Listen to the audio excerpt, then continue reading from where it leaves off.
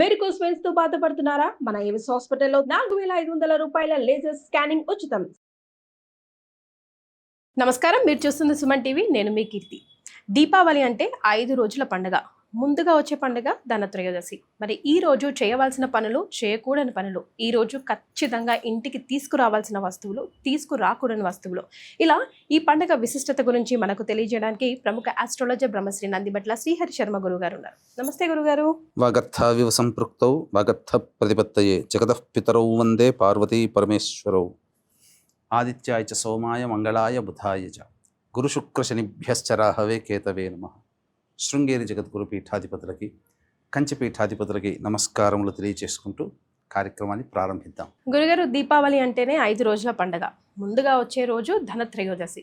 ధనత్రయోదశి విశిష్టత గురించి, ఈ రోజు మనం చేయాల్సిన పనులు, చేయకూడని పనులు, ముఖ్యంగా ఈ వస్తువులు ఇంటికి తీసుకొస్తే మనకు బాగా కలిసి వస్తుంది, ఇవి అస్సలు తీసుకురాకూడదు అన్న విషయాలు ఒకసారి ప్రేక్షకులకి గుర్తు చేద్దామా? తప్పకుండానమ్మా. దీపావళి అనేటువంటి పండుగని పూర్వకాలంలో 5 రోజుల పాటు జరుపుకునేటువంటి ఆచారం. కొంతకాలం గడిచిన తర్వాత 3 రోజుల పండుగగా అది మనకు అవతరించింది. ఇప్పుడు ప్రధానంగా దీపావళి అంటే పటాకులు కాల్చుకోవడానికి మాత్రమే ఆనందంగా జరుపుకునే పండుగగా రూపాంతరం చెందింది. వాస్తవానికి ఈ మీరన్నట్టుగా దీపావళి 5 రోజులు ఏంటంటే ధనత్రయోదశి మొదలుకొని నరక చతుర్దశి, దీపావళి అమావాస్య, బలిపాడ్యమి మరియు యమద్వితీయ, భగినీ హస్త భోజనం అనేటువంటిది ఈ 5 రోజుల పాటు జరుపుకునేటువంటిది. అలక్ష్మీ నిస్సరణం అనేటువంటి యొక్క కార్యక్రమాన్ని జరుపుకుంటూ ఆనందోత్సాహాలతో మతాబులు, టపాకాయలు పేల్చుకునే పండుగ దీపావళి. అయితే ముందుగా వచ్చేటువంటి ధనత్రయోదశికి ఒక సంపూర్ణమైనటువంటి మహత్యం ఉందమ్మా. అంటే దీని వెనకాల గాథ ఏంటంటే లక్ష్మీదేవి యొక్క ఉద్భవము అనేటువంటిది ఈ రోజున జరిగిందని మనకు శాస్త్ర ప్రకారం జరపబడుతుంది. అంటే పూర్వము ఇంద్రుడు ఇంద్ర పదవి లభించిన తర్వాత ఆ పదవిలో ఉన్నటువంటి గర్వకారణం చేత ఉప్పొంగిపోతూ ఉంటే దూర్వాస మహాముని ఇంద్రుని దర్శించుకోవడం కోసం వచ్చాడు. వచ్చినప్పుడు తను అద్భుతమైనటువంటి పారిజాత మాలని తీసుకొచ్చి ఇంద్రుడికి బహుకరించాడు. అది తృణప్రాయంగా చూసినటువంటి ఇంద్రుడు పక్కకు పడవేస్తే అతని వాహనం కూడా కాలితో తన్ని పక్కకు పెట్టింది. నేను ఎంతో అభిమానంతో, ప్రేమతో, మహత్యము కలిగినటువంటి పుష్పాల మాలని తీసుకుని వస్తే నీవు దాన్ని తృణప్రాయంగా తీసేసావు, కాబట్టి నీ దగ్గర నుంచి మొత్తము కూడా లక్ష్మి వెళ్ళిపోవుగాక అని చెప్పి శపించడం జరిగింది. ఆ తదనంతరం ఏమైపోయింది, లక్ష్మి అని అంటే కేవలం డబ్బనే కాదమ్మా, అన్ని రకాలైనటువంటి అంటే ఆనందము, సంతోషము, ఐశ్వర్యము, ఇలా వస్తువాహనాలు, పదవి, భోగము, భాగ్యము అన్నీ కూడా ఇవన్నీ కూడా లక్ష్మి అనే పదంలో నిక్షిప్తమై ఉన్నటువంటి యోగాలు. ఎప్పుడైతే ఆ శాప ప్రభావం వలన ఇంద్రుని దగ్గర నుంచి ఒక్కొక్కటి వెళ్ళిపోయేసరికి కళాహీనుడైపోయాడు ఇంద్రుడు. అంటే పూర్తిగా కర్మ భ్రష్టుత్వం అనేది కలిగింది. ఇక ఇంద్ర పదవి అనేటువంటిది లేకపోతే ముల్లోకాలు కూడాను ఈ సంబంధించినటువంటి అష్టదిక్పాలకుల యొక్క పరిపాలన ఉండదు. అలాగే అన్ని లోకాలలో కూడా ఈ సంబంధించినటువంటి పరిపాలన సరిగ్గా జరగదు అనేటువంటి ఉద్దేశంతో బ్రహ్మాది దేవతలందరూ కూడా విష్ణుదేవుని యొక్క అనుగ్రహం కోసం విష్ణుదేవుని దగ్గర సంబంధించి విన్నవించుకోగా క్షీరసాగర మథనము జరిగితే లక్ష్మి ఉద్భవిస్తుంది, ఆ లక్ష్మి ప్రార్థన చెయ్యి, నీకు తప్పకుండా మళ్ళీ తిరిగి ఇంద్ర పదవి అనేటువంటిది, ఆ పోయిన లక్ష్మి నీకు తిరిగి వస్తుందనంటే అప్పుడు క్షీరసాగర మథనం చేయడం, ఆ ప్రథమంగా హాలాహలం, తదనంతరం క్షీరసాగర మథనంలో అనేకమైనటువంటి వస్తువులు అంటే జీవజాలము, ఉచ్చైశ్రవం అనేటువంటి తెల్లటి ఏనుగు, ఐరావతము ఇంద్రుడికి సంబంధించినటువంటిది, అలాగే లక్ష్మీదేవి ఉద్భవించడము, ఇంకా చెప్పాలి అని అంటే పారిజాత వృక్షము, ఇంకా ధన్వంతరి కూడా జన్మించడం జరిగింది ఇదే రోజున. పద్మపురాణ ప్రకారము లక్ష్మీదేవి యొక్క అమ్మవారి నక్షత్రము ఉత్తరా నక్షత్రము. కాబట్టి ఈ ధనత్రయోదశి అనేటువంటిది అక్టోబర్ 18వ తారీఖు రోజున ఏర్పడింది. ఉత్తరా నక్షత్రంతో కూడుకున్నటువంటిది. అంటే సాధారణంగా వీక్షించేటువంటి మన సుమన్ టీవీ ప్రేక్షకులు కూడా ఆలోచించుకునేది ఏంటంటే ఉదయానికి ద్వాదశి ఉంది కదా, మరి ధనత్రయోదశి సాయంత్రం పూట ఏంటి అనేటువంటిది ఆలోచన. అంటే 18వ తారీఖు రోజున ఉదయానికి ద్వాదశి తిథి ఉంది, మధ్యాహ్నం తర్వాతనే త్రయోదశి తిథి వస్తుంది. అంటే ఇక్కడ ఏంటి అని అంటే పండుగలు అనేటువంటిది కేవలం సూర్యోదయానికి ఏ తిథి ఉంటే అది కాదు. కొన్ని పండుగలు సూర్యోదయానికి ఉండే తిథిని అనుసరించి, కొన్ని పండుగలు రాత్రిపూట తిథి ఉన్నప్పుడు జరుపుకునేటువంటిది. దీపావళి అనేటువంటి పండుగ అనేది పూర్తిగా రాత్రిపూట జరుపుకునేటువంటి పండుగ. కాబట్టి ప్రదోష కాలానికి ఏ తిథి అయితే త్రయోదశి తిథి ఎప్పుడైతే ఉంటుందో వ్యాప్తమై ఉంటుందో అప్పుడే త్రయోదశి తిథి ధనత్రయోదశి అని మనం చెప్పుకోవాలి. కాబట్టి ఈసారి ధనత్రయోదశి అనేటువంటిది 18వ తారీఖు రోజున వచ్చింది. దీంతోపాటు విశేషంగా ఆయుర్వేదానికి పితామహుడిగా చెప్పుకునేటువంటిది, ఆయుర్వేదానికే రూపకర్తగా దేవతగా పిలుచుకునేటువంటి ధన్వంతరి కూడా ఈ యొక్క ధనత్రయోదశి రోజునే జన్మించడం జరిగిందని. కాబట్టి ధనత్రయోదశి అన్నప్పుడు చాలా మహత్యము కలిగినటువంటిది. ఏం చేయాలి గురుగారు ఈరోజు? ముఖ్యంగా చాలామంది ధన్తేరస్ అనగానే బంగారాన్ని కొనుక్కోవాలి, ఇంట్లో తెచ్చిపెట్టుకోవాలి అనే ఆలోచనతో ఉంటారు. అంటే పూర్వకాలంలో బంగారం అనేటువంటిది విరివిగా లభించేది. ఇప్పుడు డిమాండ్ తక్కువైంది కాబట్టి దాని యొక్క రేట్ పెరిగిపోయింది. కాబట్టి అందరూ దీన్ని కొనుగోలు శక్తి ఉంటుందానంటే కొనుగోలు చేయాల్సినటువంటి అవసరం అయితే లేదమ్మా. శక్తి ఉన్నవాళ్ళు తీసుకోవచ్చు. శక్తి లేని వాళ్ళు కూడా బంగారంతో సమానమైనటువంటి వస్తువును కూడా తెచ్చుకొని ఉంటే ఆనందంగా జీవించగలుగుతారు. బంగారమే కొనుక్కోవాలని శాస్త్రంలో ఎక్కడా చెప్పబడలేదు. కాకపోతే కొన్ని వస్తువులు కొనుక్కొని తెచ్చిపెట్టుకోమని చెప్పబడింది. ఎందుకంటే దీపావళి పండుగ సందర్భంగా దీపావళి రోజున లక్ష్మీ పూజ చేస్తాము కాబట్టి ఆ లక్ష్మీ పూజలో వాడబడేటువంటి వస్తువులు ఏవైతే ఉన్నాయో అవన్నీ ఈ ధనత్రయోదశి రోజున కొనుగోలు చేయమని శాస్త్రం చెప్పబడి ఉంది. కాబట్టి ఎటువంటి వస్తువులు అనంటే ప్రధానంగా లక్ష్మీ నారికేళం అని దొరుకుతుంది. చిన్నది నారికేళం, ఆ లక్ష్మీ నారికేళం. ఏకాక్షి నారికేళం అని దొరకదు, అంటే ఒక కన్ను ఉన్నటువంటి కొబ్బరికాయ సాధారణంగా దొరకదు, రేర్ అది. దొరికితే చాలా మంచిది, అది తెచ్చుకోవచ్చు. తర్వాత లక్ష్మీ గవ్వలు మనకు నక్షత్రాకారంలో పసుపు రంగులో ఉంటాయి. తర్వాత గురువింద గింజలు. ఈ గురువింద గింజల్లో శ్వేత కలర్ అంటే తెల్లటి కలర్లో ఉన్నవి, పసుపు రంగు కలర్లో ఉన్నవి, లేదా ఆకుపచ్చ రంగు కలర్లో ఉన్నటువంటివి చాలా విశేషం. ఇవన్నీ లక్ష్మీప్రదము. ఎరుపు రంగు కలర్లో ఉన్నటువంటిది తాంత్రికానికి ఉపయోగపడుతుంది. కానీ ఇంకా ఇప్పుడు చెప్పినటువంటి మిగతా రంగుల్లో ఉన్నవి లక్ష్మీప్రదమైనటువంటి గురువింద గింజలు. తర్వాత ముత్యము, తర్వాత ముత్యపు శంఖము అని దొరుకుతుంది. అది శంఖం ఆకారం ముత్యంలో ఉన్నట్టుగా ఉంటుంది, అది తెచ్చుకోవాలి. ఇలా కొన్ని లక్ష్మీప్రదమైనటువంటి వస్తువులు, గోమతి చక్రాలు ముఖ్యంగా. తర్వాత ఈ శంఖాలలో కూడా లక్ష్మీ శంఖం అని ఒకటి ఉంటుంది, దక్షిణావృత శంఖం. అవి చిన్నదైనా కానీ తెచ్చుకోవాలి. ఇవన్నీ లక్ష్మీప్రదమైనటువంటి వస్తువులు. ధనత్రయోదశి రోజున లక్ష్మీ సంబంధించినటువంటి లగ్నం ఒకటి ఉంటుంది. 7:29 నుంచి 9:29 సాయంత్రం. ఆ సమయంలోనే ఈ వస్తువులు జనరల్ స్టోర్ నుంచి కానీ పచారీ షాపుల నుంచి కానీ తెచ్చుకొని పెట్టుకోవాలి. అవి పూజా మందిరంలో ఆ ధనత్రయోదశి రోజున తెచ్చుకోవాలి. ముఖ్యంగా తీసుకొచ్చేటువంటి వస్తువు ఏంటంటే చీపురు కట్ట కొనుగోలు చేయాలి ఆ ధనత్రయోదశి రోజున. ఎందుకు అనంటే చీపురు కట్ట అనేటువంటిది లక్ష్మీప్రదం. ఎందుకనంటే ఇంట్లో ఉన్నటువంటి చెడు అంతా కూడా, అంటే మట్టినంతా ప్రారదోలుతుంది కదా, అంటే ఏంటి, అలక్ష్మి. ఆ విధంగా అలక్ష్మి అనేటువంటిది వెళ్ళిపోతుంది. కాబట్టి చీపురుని కొనుగోలు చేయాలి. ఖచ్చితంగా ఈరోజు చేస్తే చాలా విశేషం. ఇక చెయ్యకూడనటువంటి పనులు, తీసుకురాకూడనటువంటి వస్తువులు అంటే ఇనుముతో సంబంధమైనటువంటి వస్తువులు తీసుకురాకూడదు. తైలము అంటే నూనె పదార్థాలు కొనుగోలు చేయకూడదు ఈ రోజున. ఎందుకంటే నూనె అనేటువంటిది జ్యేష్ఠాదేవికి సంకేతంగా చెప్పబడుతుంది. ఇనుము వస్తువులు ఇవన్నీ కూడా శని సంబంధించినటువంటి వస్తువులు. అలాగే నల్లటి వస్తువులు, కుండలు, నల్లటి కుండలు ఇలాంటివి కొనుగోలు చేయకూడదు. ఉప్పు లక్ష్మీప్రదం ఉప్పు కూడా కొనుగోలు చేయాలమ్మా, చేయాలి.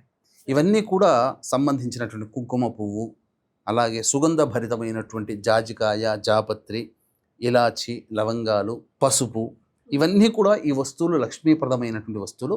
ఈ ధనత్రయోదశి రోజున సాయంత్రం 7:29 నుంచి 9:25 మధ్యకాలంలో కొనుగోలు చేసుకొని పూజా మందిరంలో పెట్టుకొని లక్ష్మీ పూజ సందర్భంగా దీపావళి రోజున 20వ తారీఖు రోజున మనం పూజలో గనక వాడుకున్నట్లయితే అవన్నీ కూడా మరొక వీడియోలో మనం తెలియచేద్దాం. తద్వారా మంచి లక్ష్మీప్రదమైనటువంటి గృహంగా ఉంటుందని చెప్పవచ్చు. అంతేకాకుండా ధనత్రయోదశి ఈ రోజున కాబట్టి ధనత్రయోదశి మరియు ధన్వంతరి జయంతి కూడా చెప్పబడింది. ఈ ధన్వంతరి జయంతి రోజున చాలామంది వైద్యులు, అంటే ఆయుర్వేదానికి సంబంధించినటువంటి గ్రంథాన్ని చేతిలో పట్టుకొని జలగని చేతిలో పట్టుకొని ఉద్భవించాడు. ఇప్పుడు ఆ జలగ అనేటువంటిది ఎలా మారుతుంది, ఒంటిలో ఉన్నటువంటి చెడు రక్తాన్ని తీసివేస్తుంది. జలగ చికిత్స కూడా ఉంది కదమ్మా. అవునండి. కాబట్టి ఆయుర్వేద సంబంధించినటువంటి రూపకర్త ఈ ధన్వంతరి ఒక చేతిలో జలగ, ఒక చేతిలో ఆయుర్వేద గ్రంథము, ఒక చేతిలో అమృత కలశము, ఇంకొక చేతిలో అభయహస్తం, ఇలా పట్టుకొని ఉద్భవించినట్టుగా మనకు పద్మపురాణాంతర్గతంగా ధన్వంతరి ఉద్భవన అనేటువంటిది మనకు తెలియచేయడం జరుగుతుంది. ముఖ్యంగా ఆయుర్వేదాన్ని అనుకరించేటువంటి వైద్యులు ఎవరైతే ఉన్నారో, నేర్చుకునే విద్యార్థులు ఈ రోజున విశేషంగా ధన్వంతరి పూజ చేస్తారు. చాలామంది ఈ రోజున ధన్వంతరి హోమం చేస్తారు, ధన్వంతరి పూజ చేస్తారు. నాకు బాగా తెలిసినటువంటి వ్యక్తి, మనకు అందరికీ కూడా సుపరిచితమే, ఆంధ్ర ప్రాంతంలో అందరికీ చింతలూరు ఆయుర్వేదం సంబంధించినటువంటిది. వాళ్ళ ఇంట్లో కూడా ఈ రోజున విశ్వనాథ్ తేజస్వి అనే అబ్బాయి, చక్కగా వాళ్ళ నాన్నగారు చక్రవర్తుల అవధాని గారని, వాళ్ళందరూ కూడా ఈ రోజున అనగా ధనత్రయోదశి సంబంధించినటువంటి రోజున ధన్వంతరి హోమం కూడా చేస్తారమ్మా. తద్వారా ఏమవుతుంది, చాలామంది ఇప్పటికీ కూడా అనాదిగా వస్తున్నటువంటి సాంప్రదాయం ఏంటంటే, కొత్తగా వైద్యం ఏదైతే తీసుకోవాలి, మందులు వాడుకోవాలని అంటారో, ధన్వంతరి పూజ చేసుకొని ఆ మందు కనుక వాడితే అమృతతత్వమైనటువంటి విధంగా ఆ మందు పనిచేస్తుంది అని చెప్పి మనకు శాస్త్రం చెప్పబడి ఉందమ్మా. గురుగారు, మరి ఈ 5 రోజుల పండగ భాగంగా మరి మనం ఒకవేళ దేవుడి గదిని ఎప్పుడు క్లీన్ చేసుకోవాలనుకుంటారు? అంటే ఒకవేళ పూజ స్టార్ట్ చేయాలంటే ఈ రోజునే అక్టోబర్ 18నే స్టార్ట్ చేసేస్తారు కదా. అవునమ్మా. సో ముందు రోజే మనం చిత్రపటాలు అవి, దేవుడి గది నది, ఇల్లు నది శుభ్రం చేసుకోవాలంటారా? ధనత్రయోదశిని పురస్కరించుకుని 5 రోజుల పండుగ అన్నప్పుడు మనము శుక్రవారం నాడు ఎలాగో అంత కూడా సర్దుకోలేరు, ఎందుకంటే లక్ష్మీప్రదం అయినటువంటి వారం కాబట్టి దుర్ముహూర్తం అయినటువంటి శనివారం నాడు దుర్ముహూర్తం 7:54 అయిపోతుంది. దుర్ముహూర్తమైన తదుపరి ఈ 5 రోజుల పండుగ సందర్భంగా పూజా మందిరాన్ని, పూజా వస్తువులని, ప్రతిమలని అన్నీ కూడాను, చిత్రపటాలని అన్నీ కూడాను శుభ్రపరుచుకొని పెట్టుకొని ప్రదోషకాల సమయానికి అనుకూలంగా ఉండాలి. ఇక ఈ 5 రోజులలో ప్రధానంగా లక్ష్మీదేవి నువ్వుల నూనెలో నిక్షిప్తమై ఉంటుంది కాబట్టి నువ్వుల నూనె మనం శాస్త్ర ప్రకారము ఉపయోగించుకోవాలి. చాలామంది ఒక అపప్రథ వచ్చింది ఒక 2 ఏళ్ల కిందట, నువ్వుల నూనె ఒంటికి రాసుకున్నా, నువ్వుల నూనె ఇంట్లో దీపారాధన చేసినా దరిద్ర దేవత తాండవిస్తుందని చెప్పి అపప్రథ వచ్చింది. అది అవాస్తవమ్మా. సకల శాస్త్రాలు, పురాణాలు ఈ యొక్క దీపావళి సందర్భంగా నువ్వుల నూనెలో లక్ష్మీదేవి నిక్షిప్తమై ఉంటుంది, నీటిలో గంగాదేవి నిక్షిప్తమై ఉంటుంది. ఎక్కడికో నదీ తీరానికి వెళ్ళి స్నానం చేయాల్సిన అవసరం లేకుండా ఇంట్లో ఉన్న నీటిలోనే ఈ 5 రోజుల పాటు స్నానం ఆచరించడం వల్ల గంగా స్నానం ఆచరించినటువంటి ఫలితాన్ని మనం పొందగలుగుతాము. కాబట్టి నిరభ్యంతరంగా నువ్వుల నూనె వాడవచ్చు. నువ్వుల నూనె లేకపోతే ఆవు నేతినైనా కానీ దీపారాధన చేయవచ్చు. ముఖ్యంగా ఈ 5 రోజుల పాటు లక్ష్మీదేవి యొక్క పూజ అనేటువంటిది సాయంకాలము ప్రదోషకాలం అనగా సూర్యాస్తమయం అయిన తర్వాత వృషభ లగ్నం అనేటువంటిది ఉంటుందమ్మా. అంటే వృషభ లగ్నము దేనికనంటే స్థిరమైనటువంటి లగ్నము. అంటే శాస్త్ర ప్రకారం ఉన్న 12 లగ్నాలలో చర లగ్నాలు 4, స్థిర లగ్నాలు 4, ద్విస్వభావ లగ్నాలు 4. కాబట్టి స్థిర లగ్నంలో లక్ష్మీ అమ్మవారిని ఆవాహన చేసి పూజ చేసుకున్నట్లయితే లక్ష్మీదేవి స్థిరంగా ఉంటుంది అని చెప్పి ఈ యొక్క నానుడి ప్రకారమే చాలామంది మార్వాడీలు కానీ, గుజరాతీయులు కానీ, రాజస్థానీయులు కానీ అందరూ కూడా ఆచరించేటువంటి లక్ష్మీ పూజా విధానము ప్రదోషకాలం అవ్వగానే అమ్మవారి పూజ అనేటువంటిది ప్రారంభిస్తారు.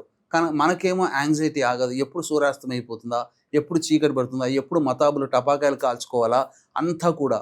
కానీ యాంగ్జైటీ అనేటువంటిది తగ్గించుకొని మనం ఎప్పుడు కూడా 9 గంటల తర్వాత కనుక చేసుకున్నట్లయితే ఈ సమయంలో లక్ష్మీ పూజ కనుక చేసుకోవాలమ్మా. చేసుకొని లక్ష్మీ అష్టోత్తరం కానీ, లక్ష్మీ సహస్రనామం కానీ, సర్వదేవకృత లక్ష్మీ స్తోత్రము కానీ, అలాగే ఇంద్రకృత లక్ష్మీదేవి ఉద్భవించి ఇంద్రునికి రాజ్యాధికారాన్ని ప్రసాదించినటువంటి కారణం చేత ఇంద్రుడు సంతోషించి అమ్మవారిని స్తుతించినటువంటి స్తోత్ర రాజము ఇంద్రకృత లక్ష్మీదేవ స్తోత్రము. ఇది కూడా పారాయణం చేసినట్లయితే తప్పకుండా వాళ్ళకి పదవి లభిస్తుంది. లక్ష్మీదేవి అనుగ్రహం వలన వివాహం జరుగుతుంది, ఆర్థిక బాధలు తొలగిపోతాయి, వ్యాపారంలో కష్ట నష్టాలు తొలగిపోతాయి. అంతేకాకుండా ఆనందకరమైనటువంటి దాంపత్య జీవితాన్ని పొందడానికి అవకాశం ఏర్పడుతుంది. అన్నిటికంటే ముఖ్యంగా కలియుగం ధనమిదం మూలం జగత్ కాబట్టి ఈ యొక్క ధనప్రాప్తి విశేషంగా వాళ్ళ ఇంట్లో స్థిర నివాసం ఏర్పరచుకొని లక్ష్మీదేవి అనుగ్రహానికి పాత్రలు అవుతారని చెప్పవచ్చు. అలాగే వీక్షించేటువంటి ప్రేక్షకులు కూడా ఈ యొక్క ధనత్రయోదశి, అంతేకాకుండా ఈ రోజున శని త్రయోదశి కూడా ఉండడము, మరియు లక్ష్మీదేవి యొక్క అమ్మవారి నక్షత్రం ఉత్తర నక్షత్రం కూడా ఉండడం, ఈ కారణం చేత మేష, మిథున, కర్కాటక, సింహ, కన్య, వృశ్చిక, ధనస్సు, కుంభ, మీన రాశిలో జన్మించినటువంటి వారికి శనిదోష నివారణ హోమాలు, అఘోర పాశుపత మంత్ర హోమాలతో పాటుగా ఈ రోజున ధనత్రయోదశి కాబట్టి లక్ష్మీ కుబేర హోమము మరియు రుద్రహోమం అనేటువంటి జరిపించి శక్తిపాతం చేసినటువంటి కరుంగలి మాల ఇవ్వడం జరుగుతుంది. ఈ శనికి సంబంధించిన వృక్షము జమ్మి చెట్టు. ఈ జమ్మి వృక్షం నుంచే కరుంగలి మాలని తయారు చేస్తారు. కాబట్టి ఈ రోజున ఎవరైతే కరుంగలి మాలని అమ్మవారి అనుగ్రహం చేత శక్తిపాతం చేసుకొని పొందుతారో వాళ్ళకందరికీ కూడా ఆ శనీశ్వరుని యొక్క దివ్యానుగ్రహం వలన సమస్తమైనటువంటి కోరికలు నెరవేరి పాజిటివ్ ఎనర్జీతో ఉంటారని చెప్పవచ్చు. వీటి వివరాలు కార్యక్రమ తదనంతరం కాంటాక్ట్ చేసి తెలుసుకోవచ్చు. ఇక అన్నిటికంటే ప్రధానంగా ముఖ్యమైనటువంటిదమ్మ, అమ్మవారు ఉత్తరా నక్షత్రంలో జన్మించిందని అంటారు కదా. ఈ ధనత్రయోదశి ఉత్తరా నక్షత్రంతో కలిసి రావడం అనేటువంటిది చాలా విశేషం. సాయంకాల ప్రదోష కాలానికి సమయానికి ఉత్తరా నక్షత్రం సింహరాశిలో ఉంటుంది. ముఖ్యంగా గుర్తుపెట్టుకోండి వీక్షించేటువంటి సుమన్ టీవీ ప్రేక్షకులు కూడా, లక్ష్మీదేవి స్థిరంగా ఉండాలి అని అంటే ఆ అమ్మవారి జన్మ నక్షత్రము స్థిర రాశిలో ఉండాలి. స్థిర రాశి సింహరాశి, వృషభ రాశి, వృషభ లగ్నము, సింహలగ్నము, వృశ్చిక లగ్నము, కుంభలగ్నము, ఈ 4 స్థిర లగ్నాలు. వృషభ లగ్నము ఉండగా అనగా అదొక స్థిర లగ్నము. రాశి కూడా సింహరాశి అవ్వడం అది స్థిర రాశి. గుర్తుపెట్టుకోండి, 7 గంటల 29 నిమిషాల నుంచి 9 గంటల 29 నిమిషాల మధ్యకాలంలో ఈ 5 రోజుల పాటు బలిపాడ్యమి యమద్వితీయ వచ్చేంత వరకు మీరు అమ్మవారి యొక్క ఆరాధన చేసినట్లయితే సమస్తమైనటువంటి కోరికలు నెరవేరుతాయని చెప్పడంలో ఏమాత్రం సందేహం లేదు. పూర్వకాలంలో అందరూ ఆచరించారు. మీరు కూడా ఆచరించి అనుభవపూర్వకంగా దాన్ని తెలుసుకొని తరించమని తెలియచేయడం జరుగుతుంది. చాలా సంతోషం గురుగారు. ధనత్రయోదశి రోజు ఏం చేయాలి, ఏం చేయకూడదో వివరించారు. ధన్యవాదాలు. సర్వం శ్రీ ఉమామహేశ్వర పరబ్రహ్మార్పణమస్తు.